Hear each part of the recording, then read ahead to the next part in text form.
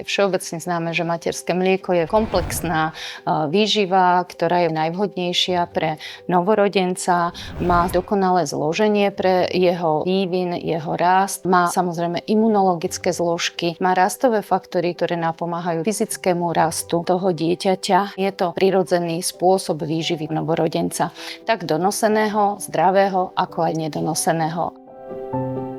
Pokiaľ sa dieťatko narodí a je v stave, kedy môže ísť hneď na brúško matky, bez zatiaľ ešte prerušeného pupočníka, je uložené na brucho matky. Vyplavujú sa hormóny, ktoré napomáhajú spúšťať laktáciu. Postupne sa to bábätko preplazí z toho brúška až ku prsníku a nájde si bradavku a prisaje sa same. Pokiaľ nie, tak je možné tomu bábätku pomôcť, aby do tých 2 hodín sa prisalo na ten prsník. Môže byť prikladané náprsník na požiadanie, čiže ako náhle prejaví známky hladu, mamička si priloží náprsník a dieťatko saje a postupne sa rozbieha tá laktácia. Niekedy je to pol hodina, niekedy je to hodina, takže neviem, kto z nás je viac unavený pri tom, či ja alebo on. Ale myslím si, že tak narovnako to asi máme. Zloženie materského mlieka je vždycky prispôsobené potrebám dieťaťa. Nemáme kvalitnejšie, nekvalitnejšie materské mlieko, to zloženie je také, ako potrebuje to dieťatko.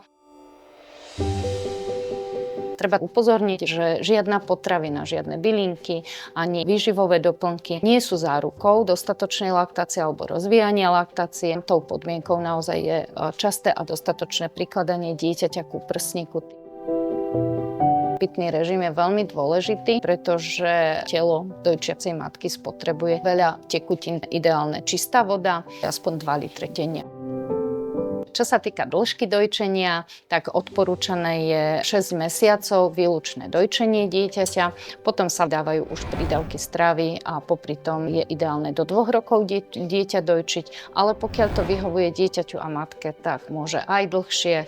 To už závisí potom len na nich, na tom nejakom možno citovom pute, ako im to vyhovuje. Pokiaľ sa bude dať, budem ho kojiť. Samozrejme v dnešnej dobe, keď ceny sú, aké sú, a nie každý si ten príkrm vie dovoliť, som celkom rada. Uvidíme, no dúfam, že to bude trvať čo najdlhšie. Snažíme sa edukovať matky, že to dojčenie je prirodzená výživa a najlepšia výživa pre to dieťa. Tým, že sme krátko po pôrode, tak chodia za nami každý deň. A môžeme sa opýtať, či ráno, či večer, alebo počas dňa, keď nás napadne, takže akože je to super.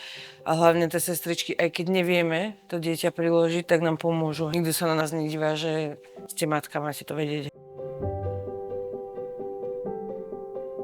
Dneska sú matky naklonené dojčeniu.